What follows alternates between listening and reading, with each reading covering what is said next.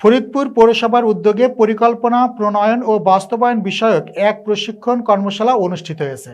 প্রতিনিধি মাহবুব চিস্তি জানান, বুধবার 11 মার্চ সকাল 11টায় এশীয় উন্নয়ন ব্যাংক, ফরিদপুর পৌরসভা ও ঢাকা আহ্ছানিয়া মিশনের যৌথ উদ্যোগে বাস্তবায়িত বিল্ডিং রেজিলিয়েশন অন কমিউনিটি লেভেল প্রজেক্টের চলমান কার্যক্রমকে গতিশীল করতে এক কর্মশালার আয়োজন করা হয়।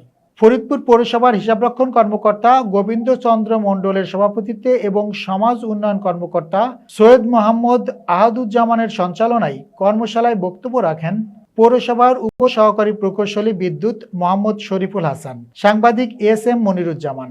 সমাজসেবায় মহামান্য রাষ্ট্রপতি কর্তৃক জাতীয় পর্যায়ে শ্রেষ্ঠ অদম্য নারী আফরোজা ইয়াসমিন, জেলা পর্যায়ের শ্রেষ্ঠ অদম্য নারী পারভিন আক্তার এবং প্রকল্পের প্রশিক্ষক আলেয়া বেগম।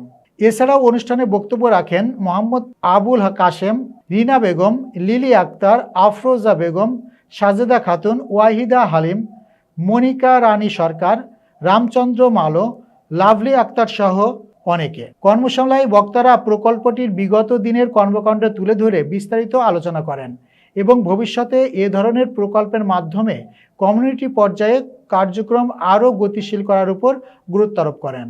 পাশাপাশি প্রকল্পটি বাস্তবায়নে নিজ নিজ অবস্থান থেকে কাজ করার প্রত্যাশা ব্যক্ত করেন। ফরিদপুর পৌরসভার দারিদ্র্য নিরসন ও সমাজ উন্নয়ন বিষয়ক স্থায়ী কমিটির আয়োজনে এই প্রশিক্ষণ কর্মশালায় মোট 90 জন প্রশিক্ষণার্থী অংশগ্রহণ করেন।